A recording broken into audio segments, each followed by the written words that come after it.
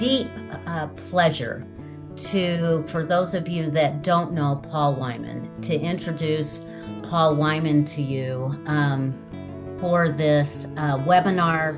He will be doing some sessions with us that are mastery sessions on a unique way of coaching, which is, of course, Paul's baby. He wrote a book that I happen to have, of course. Paul sent it to me. I requested and begged. It's called Part of Me, and I highly recommend it. And I highly recommend the work that Paul does to bring a different modality to your coaching practice that integrates 100% with the Leadership Circle way of coaching and with the Leadership Circle profile in your work. So Paul is a master. He has been a part of the Leadership Circle community for a very long time. He brings a unique expertise, and we're delighted, Paul, to have you here to share some of that with us today. It's going to be an exciting agenda. He's going to do some demos and other things for us to really learn from. Even if you just attend this webinar and nothing else, you're going to get a lot out of it. And with that, Paul, I'll turn it over to you. Thank you, Cindy. It's a delight to be here with you and to be in partnership with Leadership Circle. I think we've discovered, really to neither part's surprise, how aligned the missions are of what I'm up to in the world and what LCP is up to. And so it's lovely to see those coming together into a partnership. So let me kind of set the context for you here about kind of what we're going to explore in today's webinar. What I really hope to offer is a fresh perspective on something that I think is probably the central, or certainly a central, challenge of working with clients in the LCP framework, which is that shift from a reactive to a creative structure of mind. So what we'll be doing to explore that is we're dipping into some of the tools of inner team dialogue, which is a parts work system that I've been developing over the past 6 or 7 years. And it's designed to help you and your clients work with the many parts of your personality. And in a moment, for those of you who are brand new to parts work, I will give a very brief introduction to that field. We could spend the whole time on that, but I will keep that brief because I know many of you are familiar with parts work systems. What we'll be focusing on today as we get into this is one part in particular, which we've discovered is really central to the reactive structure of mind. And as we can kind of isolate it and understand how it works and ultimately come into a different kind of relationship with it, it seems to have the impact of sort of breaking through the reactive mind's way of self-reinforcing. And I'll explain more about what that means in just a minute. So probably of all the different things that we've used in the inner team dialogue system, this particular piece around this part, which we'll call the protector, has had more impact than any other. So I'm delighted to share it with you and give you an experience of it as well today. So one thing I will say is this is not a magic bullet, right? Like this transition from reactive mind to creative mind isn't something where there's suddenly sort of push this button and suddenly you're in this new way of operating. But it does seem to be a point of particularly high leverage. So that's kind of what we're up to exploring here. So let's start by kind of, if you like, defining the problem. So the shift from reactive to creative mind, and this is going to be familiar territory for you as LCP practitioners. You've all experienced this in your own journeys, and you've experienced this with many clients, I'm assuming, who are kind of wrestling with what it takes to make this breakthrough. Like we know that the creative structure of mind is the foundation for a major breakthrough in leadership effectiveness. But it's an inherently difficult transition. So I just want to zoom in on the difficulty of the transition for a moment. So we could make a long list of things that make it challenging to make the leap from reactive to creative structure of mind. But I'm going to zoom us in on one particular challenge here, which is what happens inside you when you deviate from the reactive behaviors which have a history of keeping you safe, right? So, for example, just to give you a kind of a simple one to get your arms around, if your strategy for staying safe in the world has been by taking charge and kind of controlling what happens, so that would be tied to the autocratic tendency in LCP, the experience of sitting back and making space for others, even if you know consciously that that's better leadership, is actually quite uncomfortable, even vulnerable to do. I had a client recently, we were working on a particularly this piece, and he described the experience of sitting back and allowing others to take charge where he's not leading and he's not driving, as he described it as excruciating.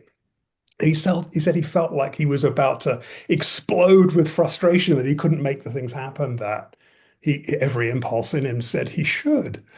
So what was going on as we dug into it underneath that was an experience that was close to powerlessness, the feeling that he couldn't be with, the idea that he couldn't express agency in the way that he was used to. So what we want to unpack today is how we react to that moment of vulnerability that occurs when we deviate from our reactive patterns. In that reactive cycle, what we'll do is we'll try and get away from the vulnerable feelings, right? So what do? We go to whatever self-protective strategy is familiar to us. And what that does is it puts us on a very narrow path of what we've done before. It's like a kind of autopilot. And suddenly we find ourselves repeating the same behaviors we've repeated 1,000 times before. So our behavioral range is really, really narrowed. And I'm sure you've seen this with your clients. I've certainly experienced it with my own life. So the alternative that we're going to lay out for you today is to sort of interrupt that reactive autopilot and to cultivate a relationship with the part of you that identifies vulnerability as a problem. The part that says you should never be vulnerable. And that's what we're going to zoom in on. We call that part the protector. So to make this come alive for you, I'm going to hand off to my colleague, Lindsay Fields-Galtz, who is a member of the ITD faculty. And I'm delighted, Lindsay, to be partnering with you in this. Lindsay's an internal executive coach with a long experience with LCP as well. She's also a somatic experiencing practitioner, and she's based in the Bay Area. So, Lindsay, I'm going to hand it off to you. You have a case study for us to sort of illustrate this process. I do, and it's so good to be here with all of you to share this work that, yes, I use with my clients and love using with my clients, but has truly been instrumental in my own life. So, to bring the work to life, as Paul said, I'm going to share with you the story of Christine. Christine is a former client of mine who was and is a consulting leader who, at the time of our engagement, was moving into a role of increased scope and complexity, much more so than she'd been accustomed to. So probably fairly typical for the type of clients that we see in leadership space. And when we reviewed her LCP, we discovered reactive scores in the 65th percentile for both passive and conservative. And the one big thing that she landed on that felt most important for her after digesting the feedback was to be more courageous. And this included aspirations such as being more decisive, saying no to that which wasn't of highest and best use of her time, and more skillfully engaging in difficult conversations. So as we move along today and you learn more about the protector and ITD, I'm going to share a little bit more about how ITD ultimately helped Christine make that vertical leap. So before we can dive into the exploration of kind of how this approach works, I want to sort of zoom out for a second and give you a sort of the back of the napkin version of some of the principles of parts work. Again, there's a lot more to this that we can cover in the time that we have, but I know many of you will be familiar with parts work systems like IFS. You'll hear a lot of similarity between this system and IFS, even though it actually comes from a different source. So the premise of this, I'm going to try and keep this to like 3 or 4 minutes of of explanation of how parts work works. The premise of it is very simple, which is that our personalities are multiple, and that this is a normal state of being human, and it's not pathological. So it's normal to experience oneself as internally contradictory, as being pulled internally in lots of different directions. Um, I could cite loads of both neuroscience and psychological research to illustrate this, but actually you don't need it because it's such a day-to-day experience to think of oneself as having parts. So if you think about it this way, how many of you have heard yourself say, a part of me wants this, or a part of me thinks that? We use parts language all the time, right? It's in normal speech. Or saying things like, I'm in two minds, or experiencing mixed feelings like I love my family, but don't particularly want them to come stay in my house for a week. So all of these are examples of the fact that we experience different aspects of ourselves as having different reactions at the same time. So what we do in parts work is get curious about them. We turn towards them. We try and isolate what those different parts are. And we learn to work with them to integrate them and to sort of support us in what we're trying to do in the world. So a couple of principles of how these parts work. They function like real people within. And I know this is metaphorical, but so don't take this literally. You don't have little people running around inside your skull, but it functions as if we do. So these parts within us all have their own rules of behavior, things they think we should always do or never do. They have their own beliefs, they have their own values, they have their own points of view. And they're actually, or they're called semi-autonomous in bringing those forward. Um, so they'll often initiate without your volition, and you'll suddenly hear a voice in your head telling you something. Um, so these parts, most people can identify somewhere between 4 and 9 of them. They function like a team, which is where the term inner team dialogues, where that metaphor comes from. So think of it like an inner committee inside you, and you can imagine them as being like members of a team sitting around a conference table. And if they were meeting, some members of the meeting would dominate. And those would be the strong, well-developed, capable parts that we've relied on to keep us safe, right? Other parts really don't get included at all. And other parts, voices are kind of marginalized or silenced or shouted down, right? And that's kind of the dynamic we all have. Dominant parts and parts that get silenced, marginalized, or forgotten altogether. So what we're up to in this is reintegrating those voices that we've ignored and managing the overcontribution of the voices that have been too strong for us. So the crucial piece of information about parts, and that's central to everything you're going to see us demonstrate today, is every part has a single objective for you, which is to protect you from threats and risks to your safety. That's it. That is their job, every part, right? And every part has a different idea of how to do this. So, for example, you might have a part that says the way to stay safe in the world is to be pleasing and accommodating, or another part that says the way to be safe in the world is to be perfect and never make mistakes, right?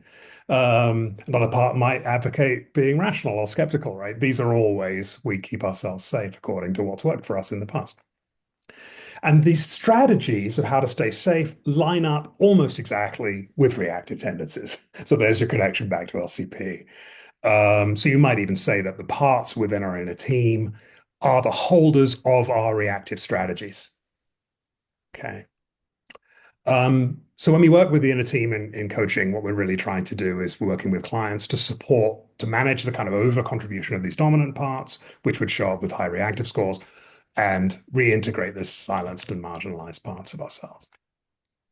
So there's my very brief introduction to parts work. And obviously there's more to it than we can cover in the time we have.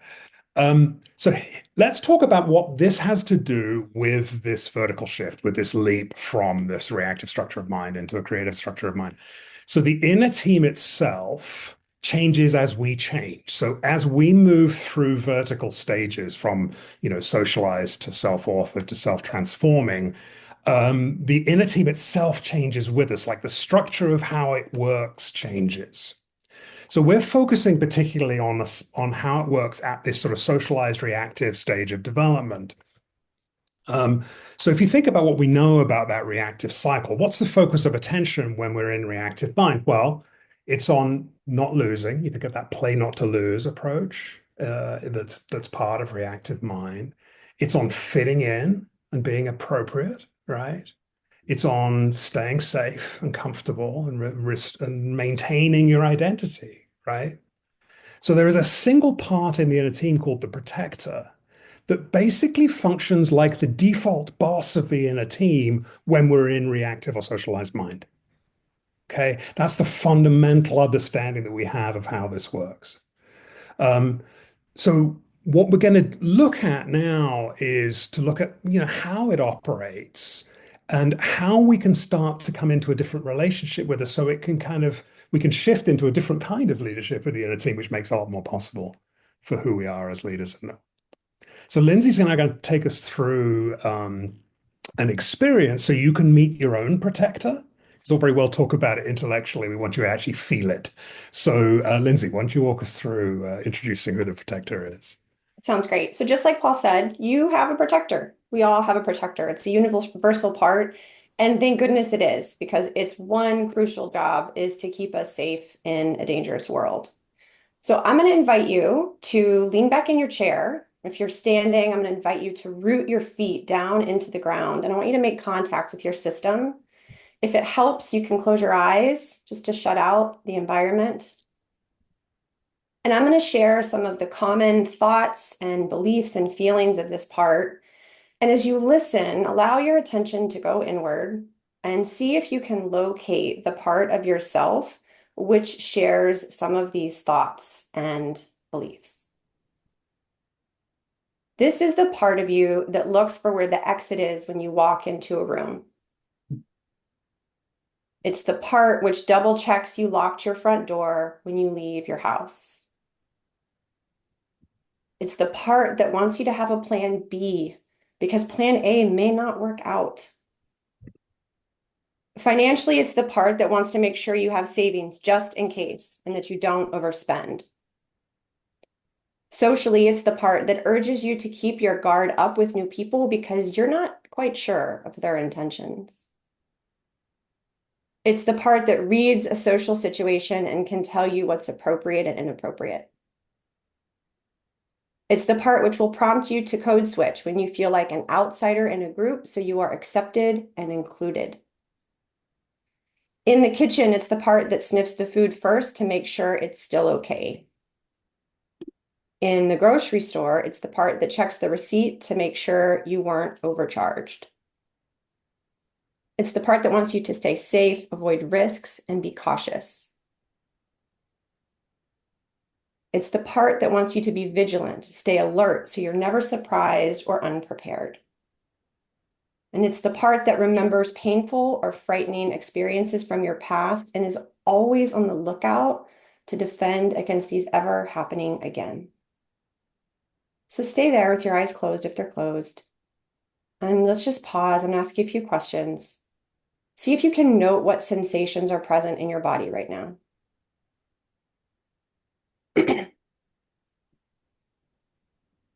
And what images, if any, are present in your mind?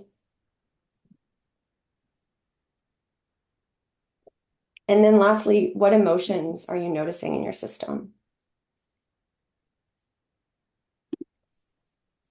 And just to get a sense of the commonality of this part, it'd be great if we could get a couple shares. If anybody wants to come off of mute and tell us what you noticed, we'd so appreciate it. Alternatively, feel free to use chat.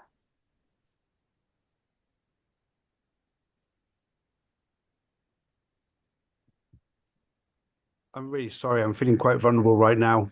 I'm having a heart monitor fitted on Friday because I'm over analyzing pretty much every situation I walk into. So that touched me quite deeply. I can Thank relate to that. Thank you for sharing. Yeah. you. Excuse me. I'm going to go off camera for a minute. Thank you, Simon. Yeah. Jenny. Yeah, thank you so much for that. I noticed tension, and the image I had was more like my fist, like ready to defend myself in some way if I needed to. Yeah. Yeah. Great. Yeah, and I see a couple comments here in the thing. So yeah, so you get a sense for what that energy is like.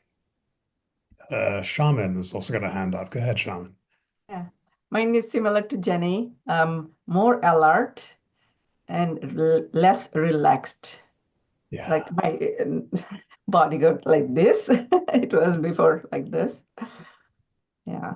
the characteristics of the protector is vigilance.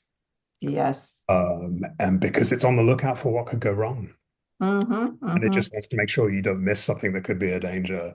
So it does make you really, really alert. Yeah. And obviously when, it can turn into hypervigilance or even paranoia in its extreme form. Mm-hmm, Yeah. mm-hmm. Yeah. Yeah, there's general constriction, I think, that we're all describing that shows up differently in our systems. Yeah. So we're going to shift here we'll talk more about the protector and kind of how it works, how it's part of reactive mind. But what I want to do now is to do a very brief demonstration for you of a way of working with this part. So one thing I want to say before we dive into the demonstration is that the protector is actually a universal part. Everyone has one. Some are stronger than others, some are more vigilant than others, but everyone has this part because it's a survival necessity to be on the lookout for things that could go wrong and could hurt you, right? So we all have a part that takes on that responsibility within our system.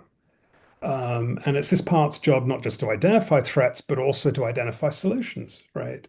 So what's it doing? It's scanning for threat and saying, okay, if this is the threat, like losing control of a conversation in a meeting, like the example I gave earlier, then this is the solution. This is what you do about that kind of a threat, right? And that's what the protectors do at all times.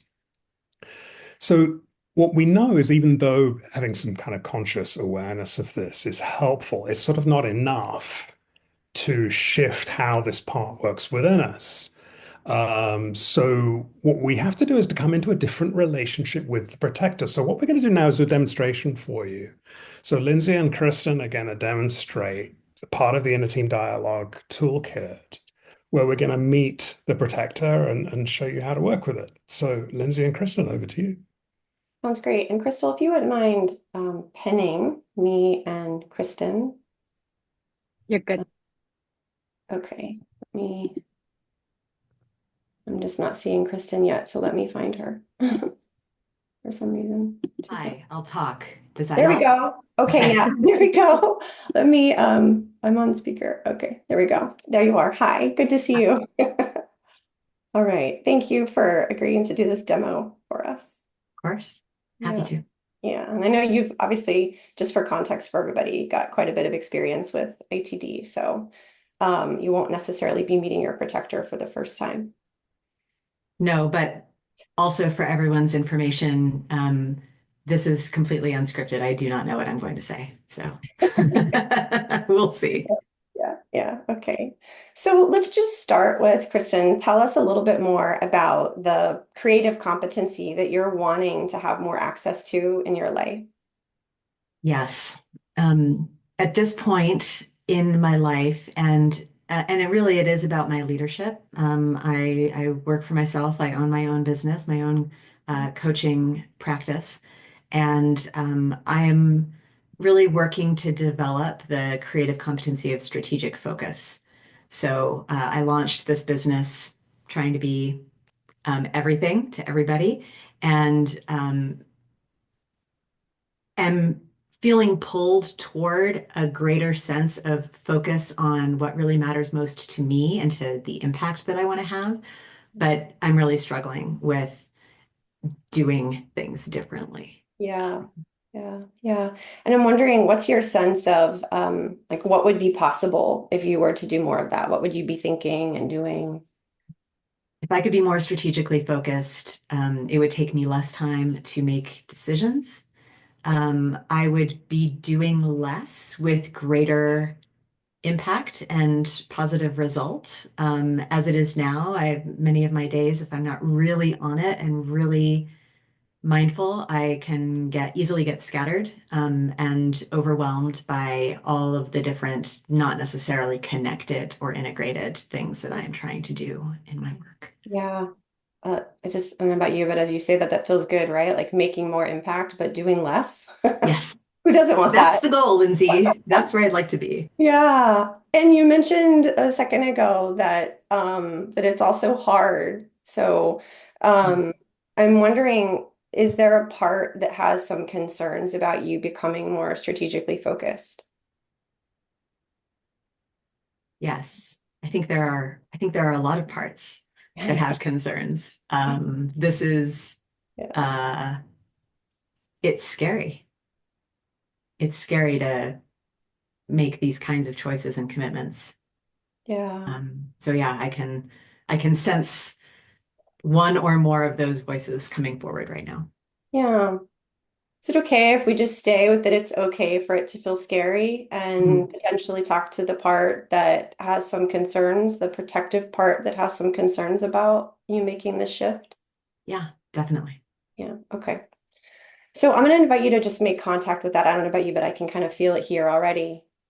See if there's a posture perhaps that that protective part of you wants to take, and see where it wants to sit. We're obviously limited by the screen, but see if maybe it wants to shift to the right or to the left. And then take your time. Awesome. This Okay. is, yeah, she's here. She's here. Okay. Hi. It's good to meet you. Hi. Hi. I understand that you're the part of Kristen that may have some concerns about her interest in becoming more strategically focused. Is that correct? Yes, maybe. Maybe. That might be you. Okay. Yeah. Yeah. Well, regardless of the concerns, you and I have never met before. By the way, I'm loving your vibe. So is it okay if we just get to know each other a little bit more first? Sure. Yeah, yeah. So tell me more about yourself and the role that you play in Kristen's life. So I'm the part of Kristen who always knows what's going on, and is able to make her strong, keep her Hmm. safe, Hmm. help her survive, and make her successful. I'm a Yeah. big part of, what has, uh, I'm a big part of what has gotten her where she is. Yeah. I can feel your strength, and we both know that that's important in this world. Yeah. Yeah. So Yeah. how, I like that. I help her be strong. yeah, yeah, that's essential for sure. How do you do that? Like, what are some of the, I don't know, sort of rules you have for her? Like, if she just did what you want her to do, what would she do? If she did what I wanted her to do,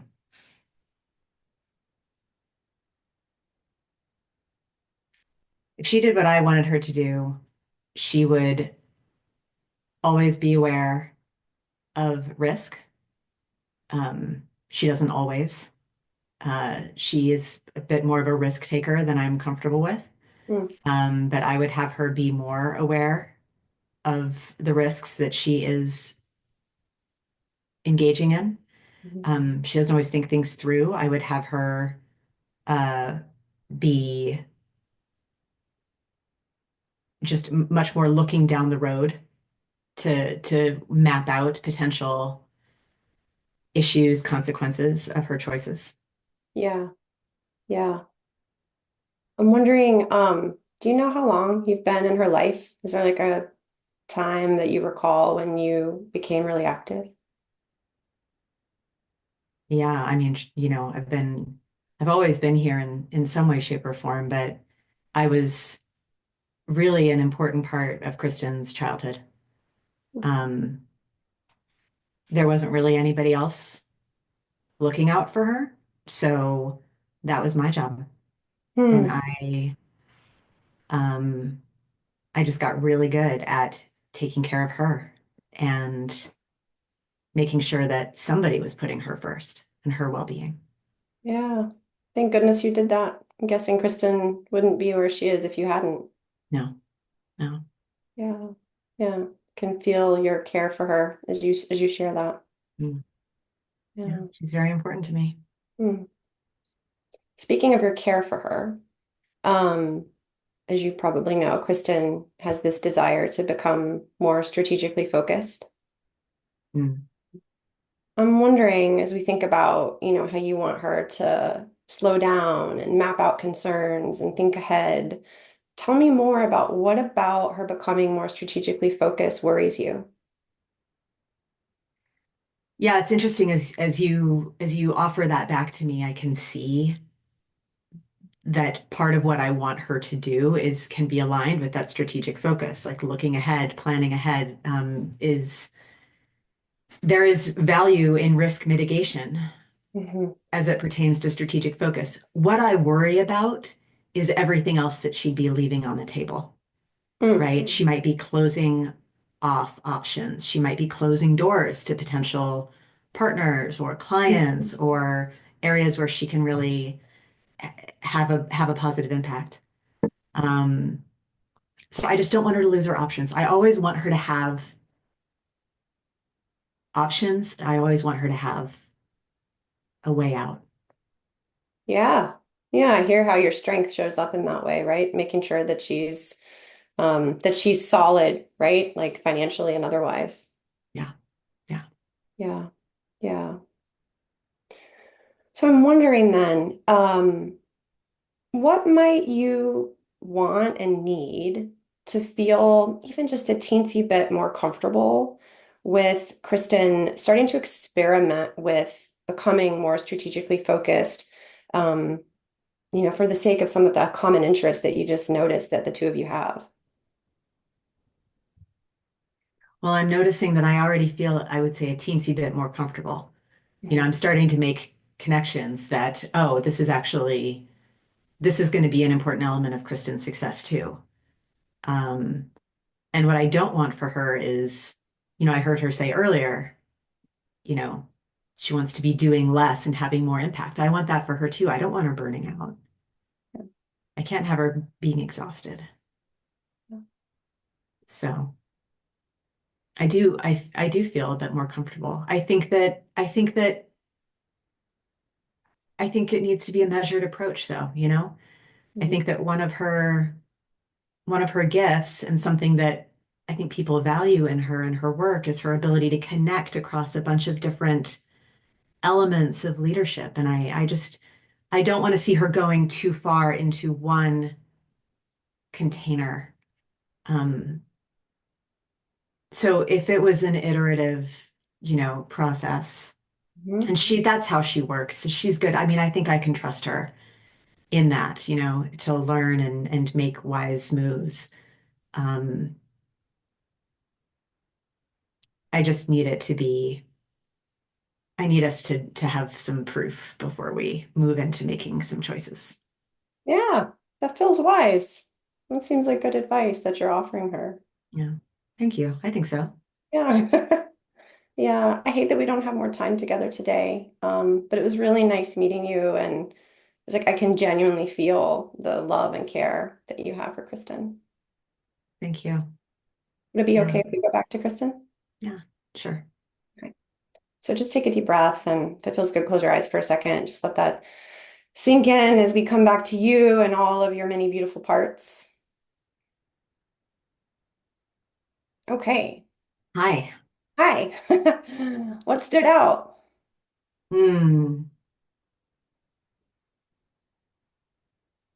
Yeah, when we started, I had this physical experience of like a wall, like just a brick wall. And I felt in a physical sense, at one point it was just my protector was just no longer able to hold the posture. It was like exhausting, and it was also just not right. It was being a posture instead of being real and legitimate. But also I think that the connection between, and like this is a great example of something that I know intellectually. Of course, being strategically focused is going to help me mitigate risk, but that I don't think that I made that connection on a real fear on a reactive level until this conversation. Yeah, yeah, awesome. So what do you want to do with that? Any ideas? I think it's time to map out a plan for the year. I was joking with Paul a few weeks ago that I have been heartily resisting making any kind of plan or putting any kind of flag in the ground. But I'm gonna do it. I'm gonna do it. That kind of focus is generative, and And I know that, and I can trust that. Yeah. Yeah. Awesome. That's Kristen, beautiful. thank you so much. Thank Yeah, you. beautiful work. Thank you both. Let's just acknowledge Kristen for being vulnerable enough to do this in front of a large group. Thank you, Kristen. So just a couple of comments about the process here. We call it facilitation, and you'll notice that what we did is we had Kristen speak from the part. So she's not speaking about the protector, she's speaking as the protector. And that fully inhabiting the part is a fascinating experience because, and Kristen, you can tell us if this was true for you here, very, very often you'll hear things come out of your mouth that you had no idea you were going to say. It's actually quite surprising. Was that happen for you at all, Kristen, in this one? Yes, when I heard my protector say that she wants me to have a way out, she wants me to always have a way out, I was like, ooh, Right. I'm New gonna be information. looking at that. Yeah. Yeah, sure, exactly. And this happens all the time. And clients are so surprised by this when they go through this experience of having a part facilitated like this, that it kind of gets their attention. It's like, well, that was weird. What just happened? Where'd that come from? Right. But the information's in them. We just needed to isolate that part and really listen to it for it to come out. You'll notice, and this is core of this form of parts work on other forms as well, we never make any indication that the part is wrong, a problem, or needs to change. We honor it exactly as it is and just listen. It's just pure witnessing and trying to understand and make its concerns or issues or experiences visible, right? And that's what we're up to. Parts are like real people and they want to be heard, seen, and valued and appreciated. And when they feel this way, they'll actually make space for other parts of the inner team to come forward. So it's a sort of an expansive moment that occurs. Yeah. So let's pivot back to the case study that you kicked us off with, Lindsay, and to hear a bit more about Christine, because now you've seen what the process looks like in terms of the facilitation. I think the rest of the story is going to make a whole lot of sense now. Yeah. So let's talk a little bit about how working with Christine's protector ultimately helped her make that vertical leap from passivity to courage. As we always do with this work, we initially focused on greeting her protector as one would a welcome house guest. And we paid attention to the resistance that it revealed through her words, body language, and energy. And then we sat lovingly with that resistance, as if over tea, using the ITD methodology, just as we did with Kristen's protector. And in those conversations, Christine's protector shared that it was important for Christine to do everything possible to stay in connection and avoid introducing any relational tension. It was always better to play small and stay in connection. As you can imagine, when Christine set a coaching goal of becoming more courageous, well, that bumped right up against her protective identity. Her protector described Christine as a happy-go-lucky puppy who always had to ask for permission and was easily swayed. So the more we greeted her protector with warmth and appreciation and curiosity, the more her protector shared with us. Perhaps being the most vulnerable when she told us that she believed Christine had been too much for her parents. And her protector ensured that Christine stayed in relationship with her parents by insisting that she follow the rules and avoid ruffling any feathers. In that moment, we realized, oh my gosh, what a gift that Christine's protector had given her by doing this. And it was that spirit of understanding and appreciation through ITD that ultimately helped Christine open the door to her vertical leap. And more on like the final of what that looked like here soon. So let's go a layer deeper into looking at this character called the Protector, and what happens when you kind of dig into it here. So here's what we've learned from meeting and observing lots of protectors over many, many years. So there's a moment right before the Protector activates, which is vulnerability, right? There's a feeling of powerlessness or fear of rejection or something like that will come up, or confusion, right? And because your protector's job is always to be vigilant for danger, what it does is it senses the activation of that vulnerable part that we all have. And it says, not okay to be vulnerable. Okay. And it will call on whatever part of your inner team has kept you safe in the past. So it could call on a controlling part, it could call on a protective part, it could call on a complying part, right? But that's what it will do. So the sequence of play here is vulnerability is triggered, protector recognizes it as a risk, and then calls on another part of the inner team to provide the solution, right?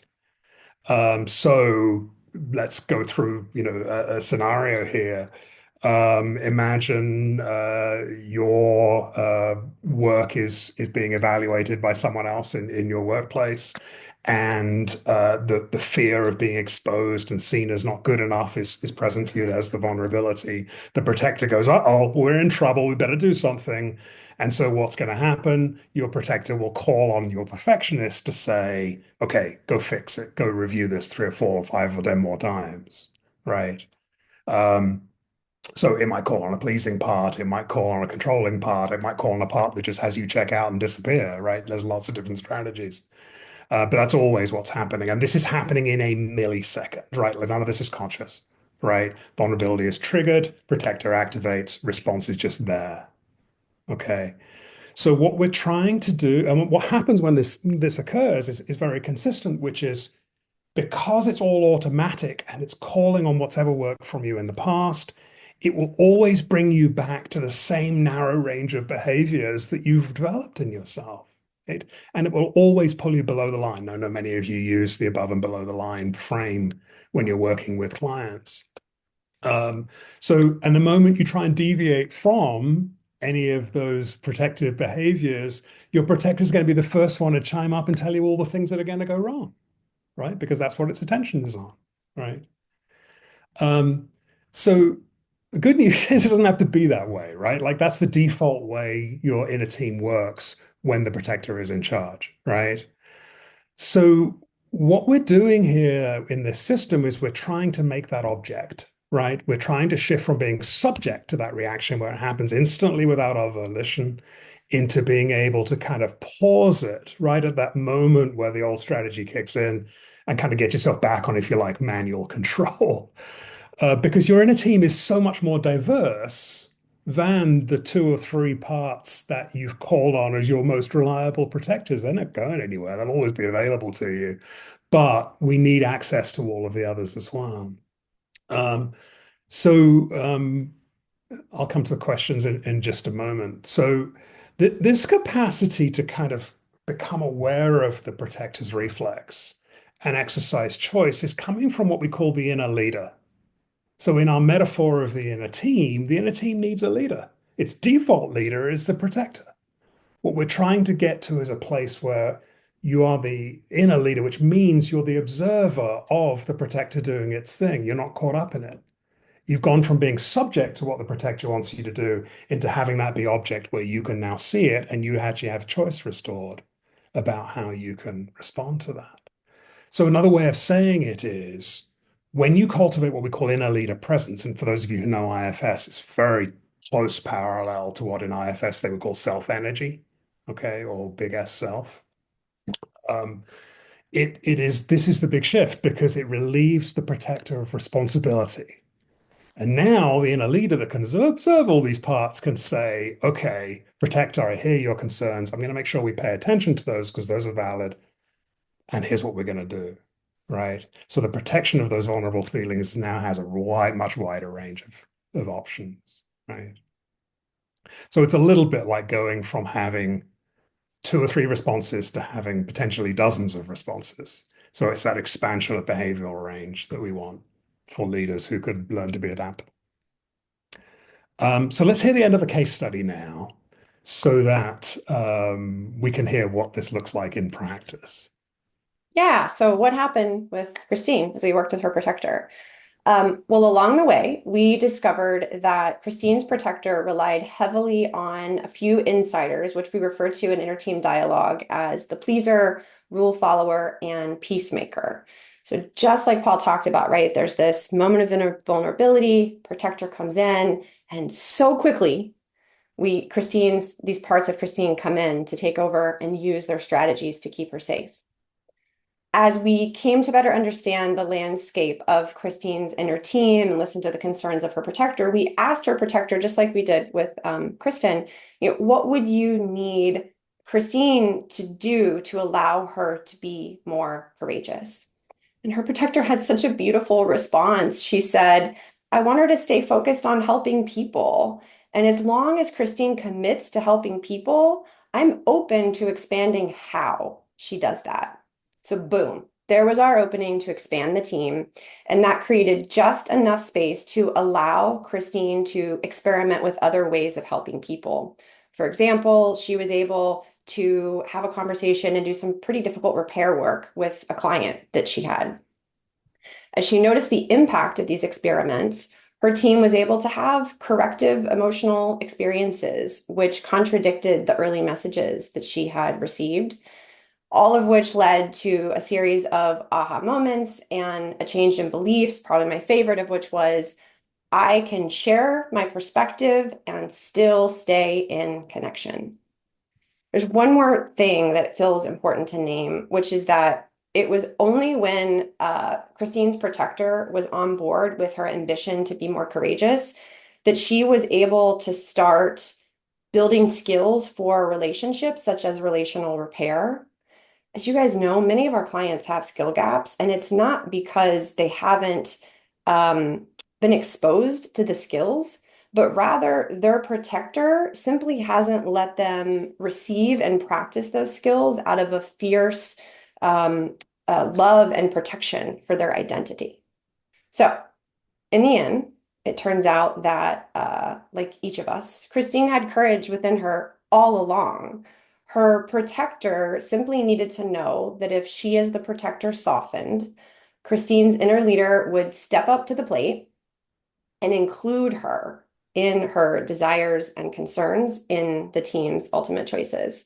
And after keeping in touch with Christine, I'm thrilled to share that she is, in fact, a courageous leader.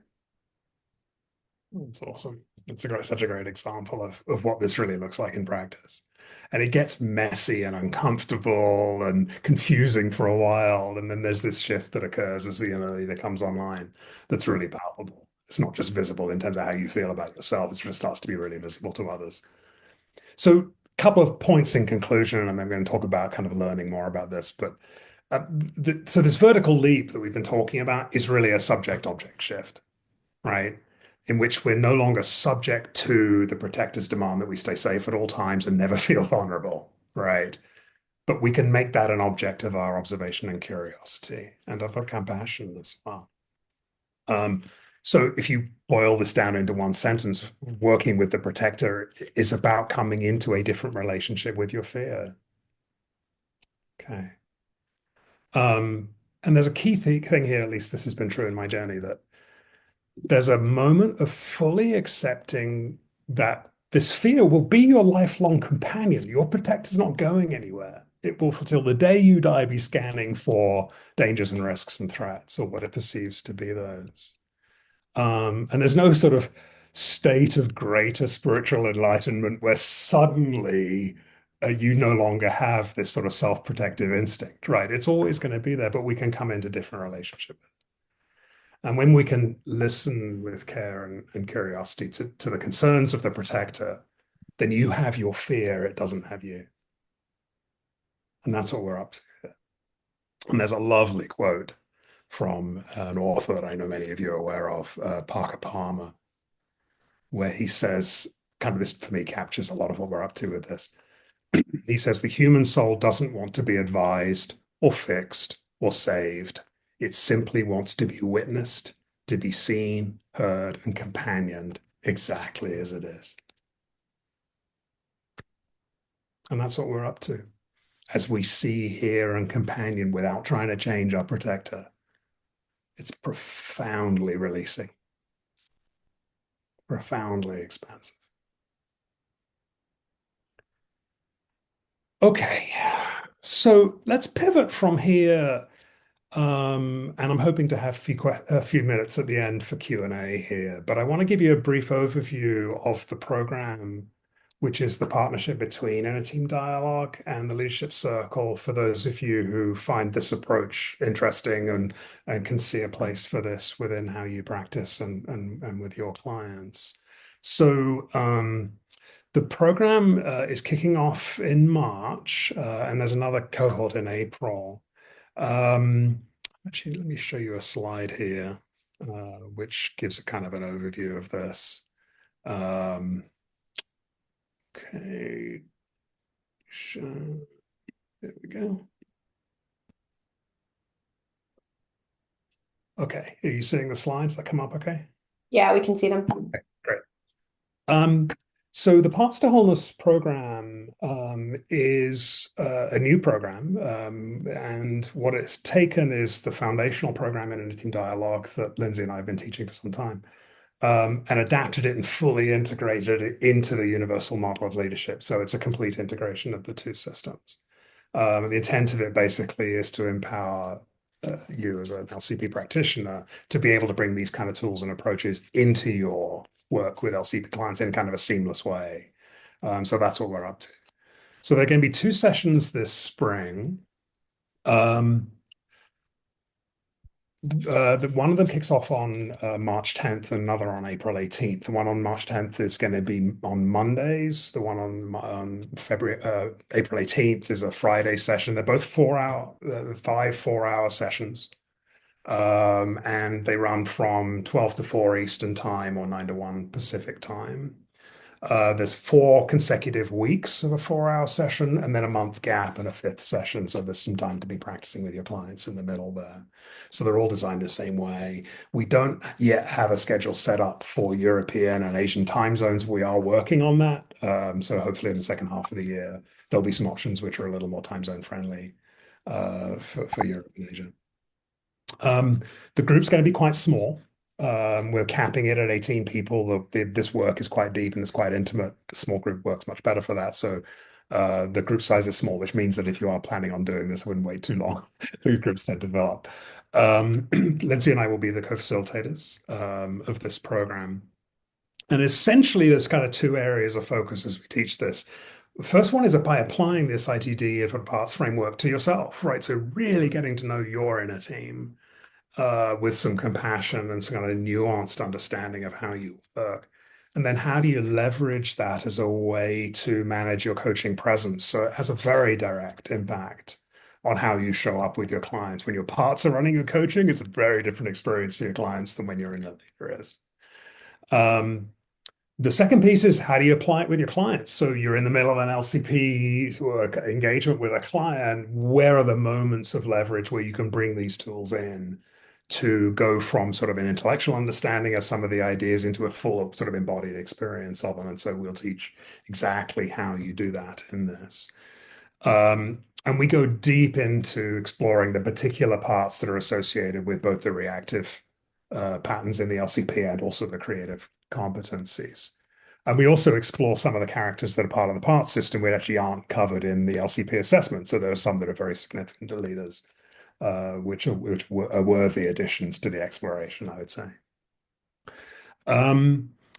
And then the cost of it is $18.95. If you, I know some of you here have taken the Inner Team Dialogue program in the past. If you have and you wanted to do a refresher, we'll give you a break on tuition. Just reach out to me personally if you're in that position, and I'll let you know how that works.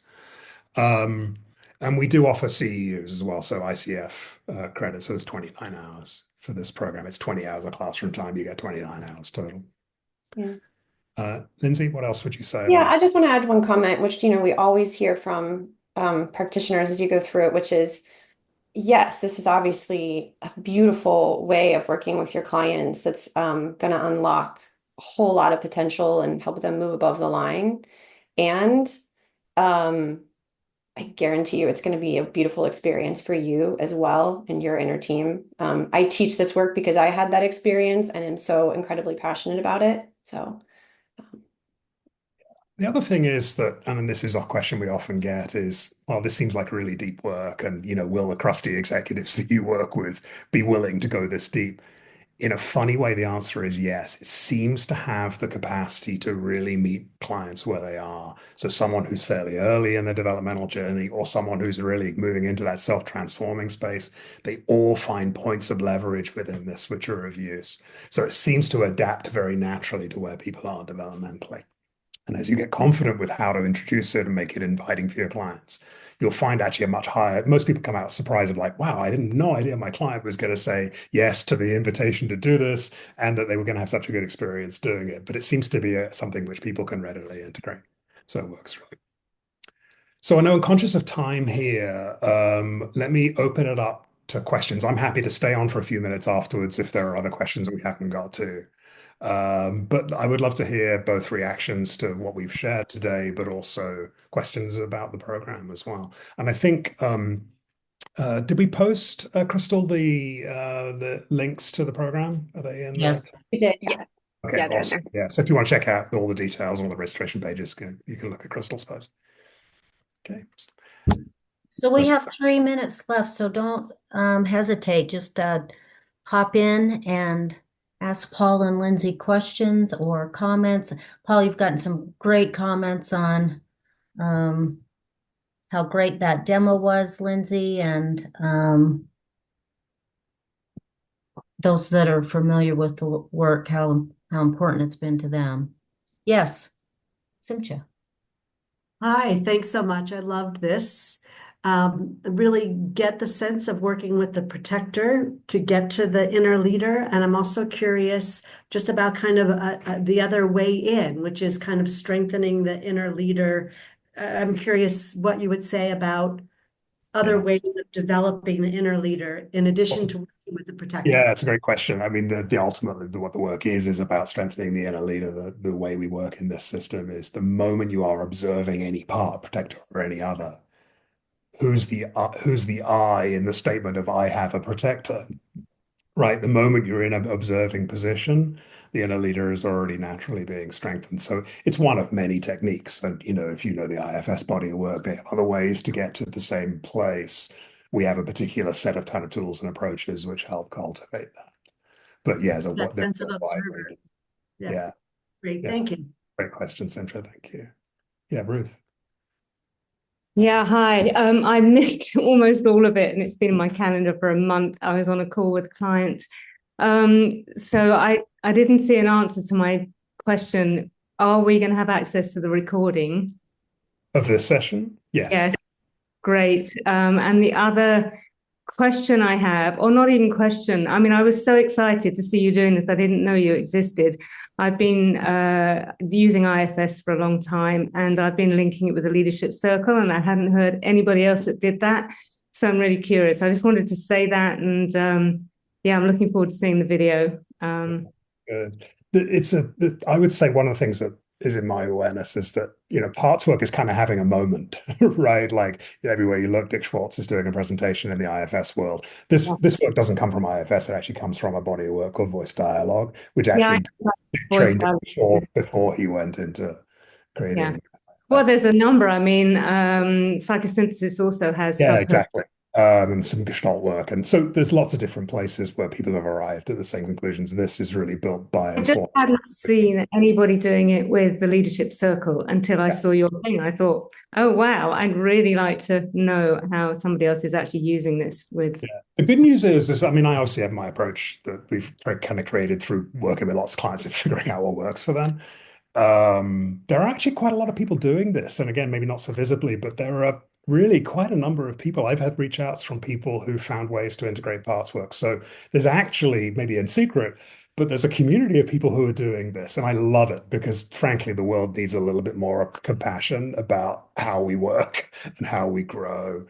So I'm delighted to see that happening. Yeah.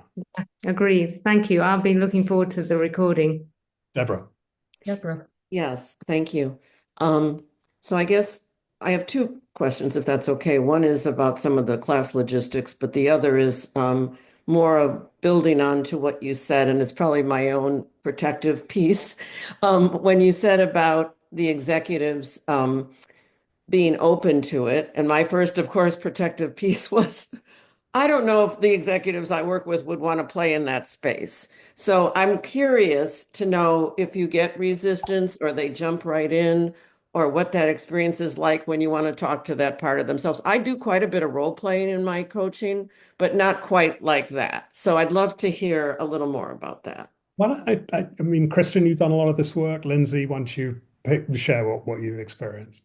Yeah, Kristen, I'll let you go. I'm continually surprised by how willing they are to go for it.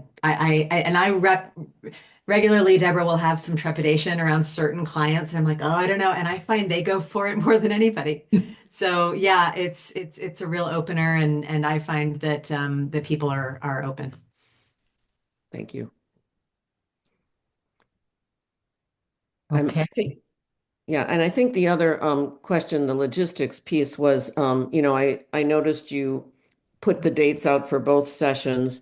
So one was, are there other additional meetings with your cohorts beyond those set sessions?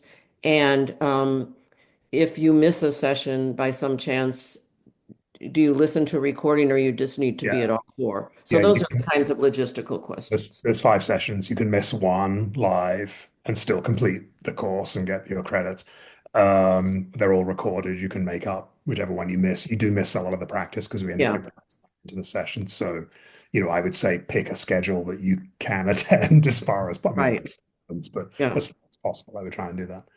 And nothing else beyond those sessions. So Not you don't. yet. I mean, this is an initial kind of pilot. We'll Sure. see how these go. The plan would be to offer additional sessions later in the year. We just don't have them scheduled yet. But I No, would what say, I meant was, None in between right now. I meant in between those sessions with your oh co. no, there's 5 4-hour sessions, Okay. and that's it as far as live Right. interaction goes. Thank you. Okay, we're going to let everyone go. In the links, you will see CCU credits, and Paul had that slide up, and the recording will follow next week. And if you have questions, feel free to reach out to Paul or our team, and we're happy to answer further questions you have. Paul, Lindsay, thank you so much. And thank you guys for staying late. We're not going to keep you any longer.